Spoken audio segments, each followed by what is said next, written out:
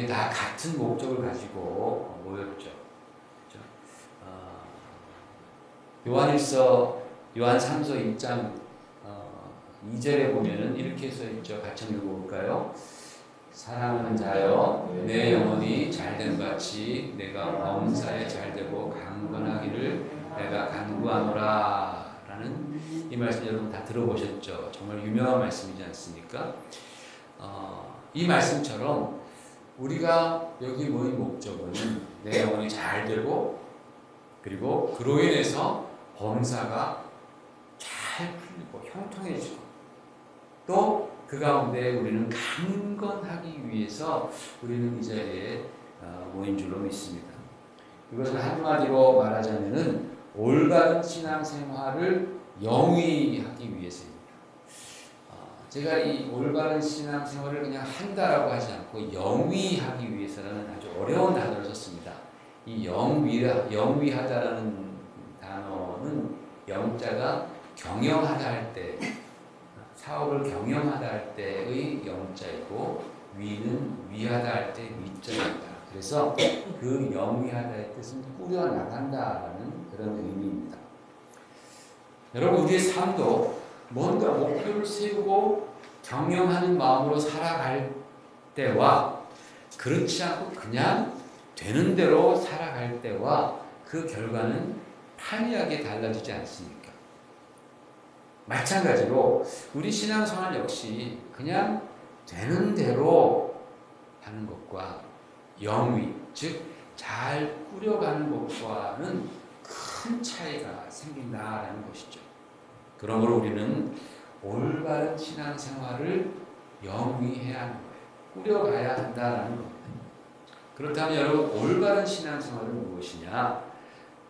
우리를 창조해 주시고 우리를 구원해 주신 하나님, 삼위일체 하나님을 언제나 믿고 항상 사랑하고 의지하는 것, 그것이 올바른 신앙생활이겠죠. 그러기 위해서 우리에게 필요한 것이 무엇일까요? 최근에 제가 우연치 않게 어떤 분과 대화를 하게 되었습니다. 그분은 아직 교회는 다니지 않았지만 기독교에 대해서 꽤 우호적인 분이셨습니다. 그래서 언젠가 자기는 교회에 나올 거라고 그렇게 말씀을 하면서 자신이 찾는 교회는 목사님의 설교가 제일 중요하다는 거예요. 그러면서 그 설교는 상식적이고 이성적인 한도 내에서 주어지는 설교다라고 그렇게 말씀하셨습니다.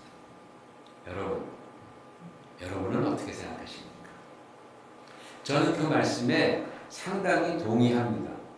왜냐하면 성경도 비상식적이고 비이성적인 것을 신앙이라는 미명하에 믿으라고, 무조건 믿으라고 그렇게 가르치지는 않기 때문입니다. 여러분이 믿는 하나님께서는 매우 이성적이고 매우 과학적이신 분이라는 것 여러분 믿고 계시죠? 알고 계시죠? 그렇죠? 우리 하나님은 굉장히 이성적이시고 아주 과학적이신 하나님이시다. 심지어는 우리가 그렇게도 싫어하는 하나님께서는 굉장히 수학적인 하나님이시다. 수학 별로 안 좋아하잖아요. 그렇죠? 몇몇 수학만 좋아하는 그런 천연기념물 같은 분이 계시지만 일반적으로 수학 싫어하는데 하나님은 굉장히 수학적인 하나님이셔요. 여러분 지구가 24시간 만에 자전을 합니다. 스스로 돕니다. 초속 463m로 빠르게 돌아요. 초음속보다 더 빠릅니다. 휙 도는 거예요. 지금 지구는. 그런데 자전만 하는 게 아니라 태양 주위를 공전을 또 합니다. 얼마나 빨리? 초속 30km 정도. 초속 30km 정도로. 음속의 88배 그 속도로 그냥 눈 깜짝할 새 샹 하면서 공전을 하면서 자기는 또 자전을 해요. 여러분이 초속 1m로 자전을 하면서 초속 한 3m로 이렇게 돌아간다고 생각해 보십시오. 여러분 몇 걸음 못 가서 아마 쓰러질 겁니다. 근데 지금은요 아주 수학적으로 굉장히 정교하게 그렇게 지금 수천 년 동안 그렇게 돌고 있다는 거예요. 혹자에게서는 뭐 수억 년이라고도 말을 하죠. 얼마나 수학적입니까? 하나님이 굉장히 수학적인 하나님이 아니십니까? 문제는요, 우리가 인간들이 굉장히 자랑스러워하는 그런 모든 판단의 기준이 되어버린 우리의 이성과 상식이 죄로 말미암아서 오염되었다라는 겁니다. 여러분들은 굉장히 상식적이고 이성적인 사람이잖아요. 그런데 문제는 우리의 그 이성과 상식이 죄로 말미암아 굉장히 오염되었고 그 잣대가 상당히 많이 이제 흐트러졌다라는 거죠. 이게 하루 이틀 된 얘기가 아닙니다. 지난달에 우리가 사사기 큐티를 끝냈습니다. 여러분, 제가 아침에 보내드리는 그 아침 큐티 말씀 여러분 잘 정말 잘 읽으시고 또 묵상도 하시기를 부탁을 드립니다. 왜냐하면 그렇게 하는 것이 우리 신앙생활을 영위하는 것의 일부분이기 때문에 그렇습니다.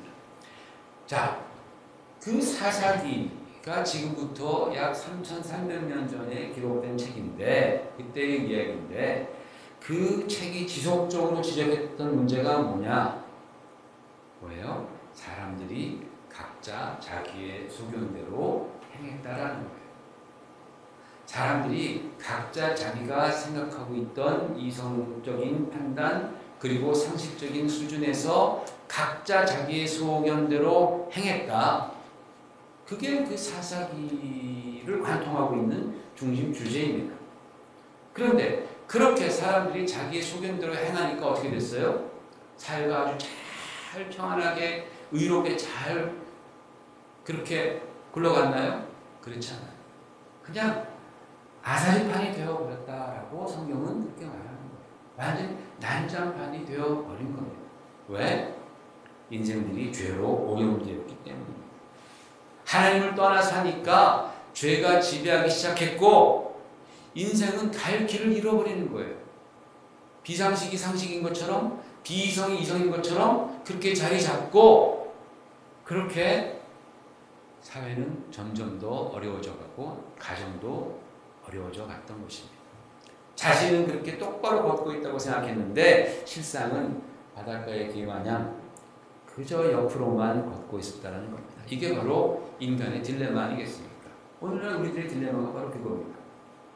예수님께서 이 땅에 오셔서 공생애를 시작하시기 전에 침례 요한은 광야에서 주님의 길을 준비하였다라고 성경은 말씀합니다.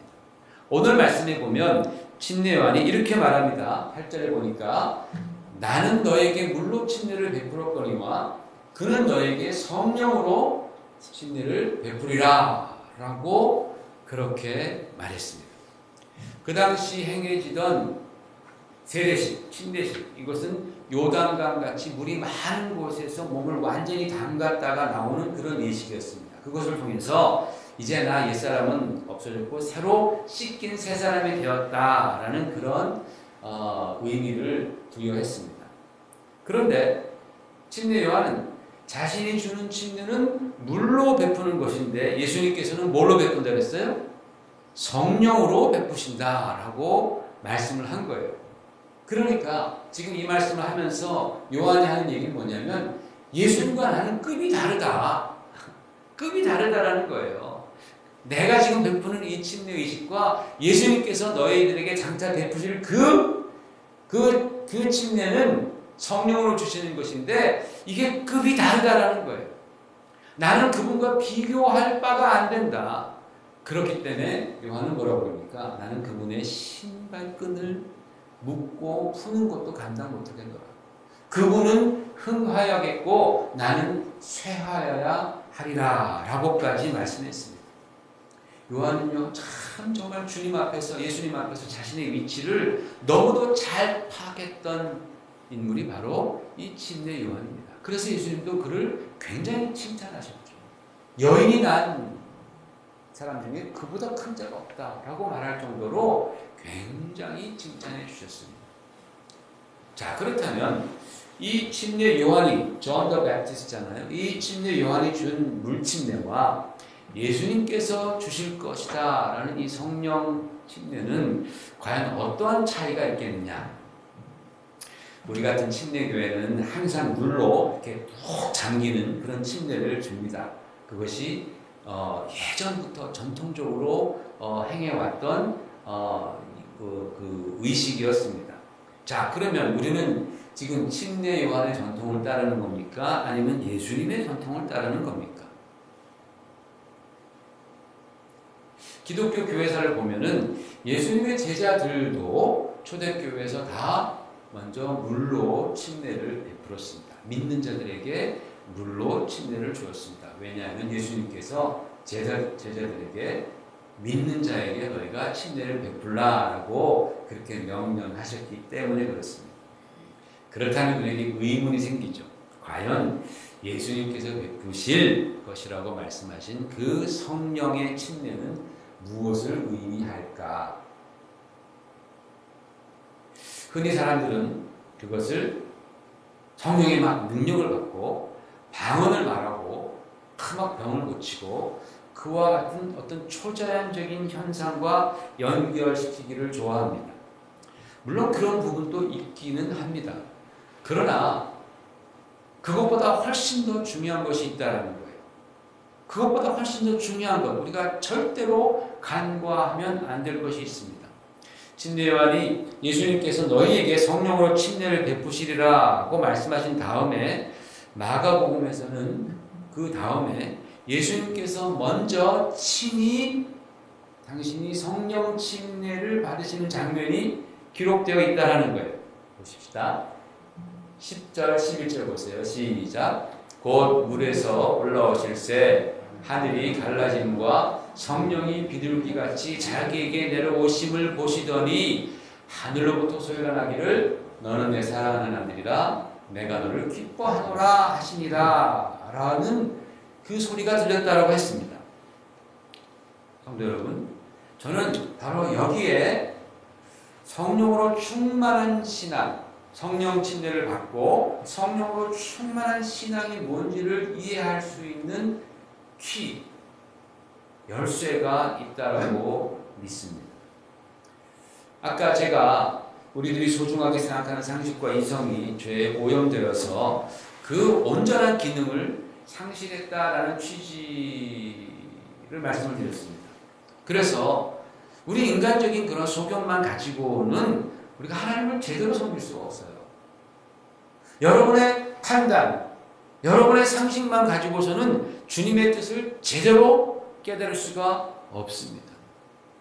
내가 아무리 종교활동을 오래 하고 거기서 제공하는 예배라든지 침례라든지 또는 성찬식과 같은 그런 의식에 아무리 내가 오랫동안 참여했다 할지라도 우리는 참 부족하고 부족한 죄인, 어리석은 죄인에 불과한 것 아니겠습니까? 그런 활동들을 오래 했다고 해서 하나님께서 야, 너 그런 활동 참 대근했으니까 너 진짜 내가 기뻐하노라 라고 말씀하지 않는다라는 뜻입니다. 여러분 그걸 잘 기억하셔야 됩니다. 왜냐하면 그러한 일들을 가장 사려 깊고 가장 꾸준하고 끈기 있게 했던 사람들이 누구예요? 유대인들이에요. 유대인들. 그 유대인들은 우리보다 훨씬 더 사려 깊게, 훨씬 더 끈기 있게, 훨씬 더 적극적으로 그런 종교 활동, 온갖 종교 활동에 심취했던 그런 사람들입니다. 심지어는 그들이 다른 곳으로 도망가지 못하도록 율법이라는 족쇄로 자기를 스스로 채워놓고 종교에 심취했었습니다. 하지만 예수님께서 오셔서 어떻게 했습니까? 그것을 팍 하고 다 깨뜨려 버리잖아요. 그렇잖아요. 예수님께서 오셔서 그들의 그런 율법적인 신앙, 규칙을 쌓아가면서 나는 이 규칙을 잘 지켰으니까 나는 하나님이 기뻐하실 거야. 나를 기뻐하실 거야. 나는 신앙생활을 잘하는 사람이야 라고 생각했던 그 생각들을 주님께서는 박살을 내버리지 않습니까? 오해다 그거는. 오해다. 왜요? 왜냐하면 그런 그들 안에 하나님을 진정으로 사랑하는 사랑이 안 보였기 때문에 그런 거예요. 예배는 열심히 나왔고 온갖 율법의 규칙들은 정말 잘 지켰지만은 그러나 주님 보실 때 그 마음속에 하나님을 진정으로 사랑하는 것이 없도다. 내가 너희 안에 하나님 사랑이 없는 줄 알아노라 라고 바리새인들에게 주님께서 말씀하시지 않나요? 여러분, 우리가 원하는 올바른 신앙생활에서 가장 중요한 게 뭐냐는 거예요. 여러분이 신앙생활하면서, 우리가 같이 신앙생활하면서 우리가 가장 원하는 것이 무엇이냐? 리스트를 길게 만들어 놓고 해야 할 것과 하지 말아야 할 것, 이것들을 다 리스트를 만들어 놓고 그것을 지키는 일입니까? 만일 그것이 우리 신앙생활의 중심이 된다면 하나님께서는 정말 안타까워하실 것이다. 왜? 그것이야말로 율법으로의 회개이고 예수 그리스도의 그 자유의 복음을 모르는 행동이기 때문에 그렇습니다. 여러분, 그러한 것보다 더 중요한 것은 뭐냐? 그것은 우리가 하나님께서 기뻐하시는 자가 되는 것이고, 그렇기 위해서는 우리가 하나님을 진정으로 사랑하는 사람들이 되어야 한다라는 겁니다. 오늘 저와 여러분은 바로 이 점에 대해서 진실된 마음으로 자기 자신을 한번 들여다봐야 할 줄로 믿습니다. 저도 마찬가지고 여러분도 신앙생활 한다고 모였으니 마찬가지입니다. 나는 과연 하나님을 진심으로 사랑하고 있는가? 나는 정말 하나님께서 정말 기뻐하시는 자인가? 이 두 가지 질문은 사실 동전의 양면과 같은 질문이에요. 이것이 되면 저것이 되는 거고, 저것이 안 되면 이것도 안 되는 거죠. 나는 정말 하나님을 사랑하는가? 하나님은 정말 나를 기뻐하시는가? 이런 질문을 들었을 때 우리 대답이 조금 머뭇거릴 수도 있습니다. 감히 내가 어떻게 하나님이 나 같은 사람을 정말 기뻐하실까? 이런 느낌이 들 수도 있다는 겁니다. 바로 이런 시점에서 우리에게 필요한 것은 성령님의 간섭함이다라는 거예요. 성령님의 역사라는 겁니다.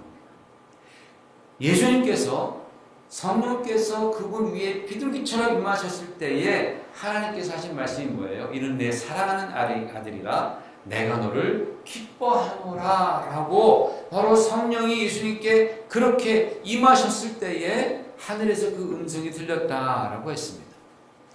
즉 우리에게도 성령이 임하시면 우리에게 변화가 생기는데 그 중에 특별한 변화가 하나 있습니다. 그것은 뭐냐? 나에게 성령이 임하실 때에 내가 하나님을 사랑하게 된다는 거예요. 정말 우리가 종교 생활에서 성령의 사랑으로 변화되는 것은 바로 그 구분선이 내가 정말 하나님을 사랑하느냐 사랑하지 않느냐 거기에 있다는 거예요. 교회 열심히 나오는 것은 모두가 할 수 있어요. 그런데 그 중에서 하나님을 사랑하는 것은 성령의 침례를 받은 사람, 성령 세례를 받은 사람, 성령이 임한 사람은 하나님을 사랑할 수 있게 되고 그런 사람을 하나님은 정말로 기뻐하신다라고 성경은 우리에게 가르치고 있습니다. 여러분, 우리가 경험한 바로는 우리가 누군가를 사랑하게 되면 어떤 변화가 있습니까? 그 사람의 존재의 그림자에서 벗어나지를 못하잖아요. 그죠? 내가 누군가를 사랑하면 언제나 그 사람 생각이 나지 않습니까? 하루 종일 그 사람 생각합니다. 일할 때도 생각하고, 먹을 때도 생각하고, 놀 때도 생각하고, 사랑하는 사람이 있으면 그 사람 생각이 떠나질 않습니다. 심지어는 잠자리에 들어서도 그 사람 말이 생각나서 웃기도 하고, 그 사람 행동 때문에 참 감동을 받기도 하고. 그런 사랑 해보셨어요, 여러분? 할렐루야. 나중에는요, 그 사람을 생각하지 않아도 함께하는 듯한 느낌을 받는 거예요. 진짜 사랑하면.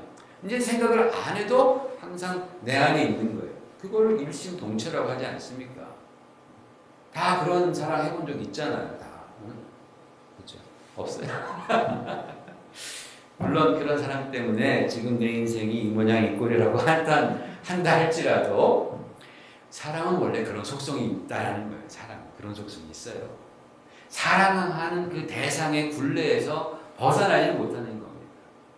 비근한 예로 우리 어머니들 보면 자식 사랑 그 모성이 얼마나 강합니까?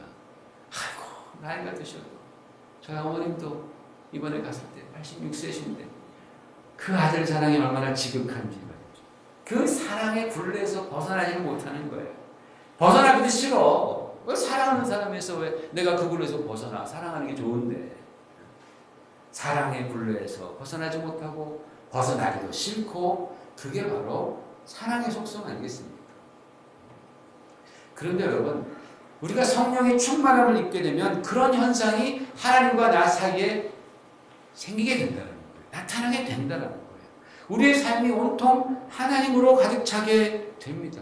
점점 주 예수 그리스도의 그 사랑과 은혜와 이 말씀들이 점점 우리를 이제 뭐라 그러죠? 오버밸물 가득 채우는 거죠. 그죠? 막 가득 채워서 막 범람하게 만들어 간다라는 거예요. 우리가 하나님의 시선으로부터 벗어날 수 없게 되는 거죠. 그래서 늘 하나님의 뜻이 무엇인지 우리가 부족하지만 내가 그것을 다 할 수 있다라는 게 아니고 부족하지만 늘 하나님의 뜻은 무엇일까에 관해서 우리는 고민을 합니다. 진심으로. 일반적으로 여러분 종교적인 사람들은 내가 원하는 것을 합리화하기 위해서 얻기 위해서 하나님의 뜻 하나님의 말씀을 운운합니다. 그러나 성령의 사람들은 하나님의 뜻에 나의 인생을 굴복시키는 거예요. 맞추어 간다라는 거예요. 진짜 겉으로 볼 때는 똑같은 것 같지만 그러나 동기를 보면 달라요.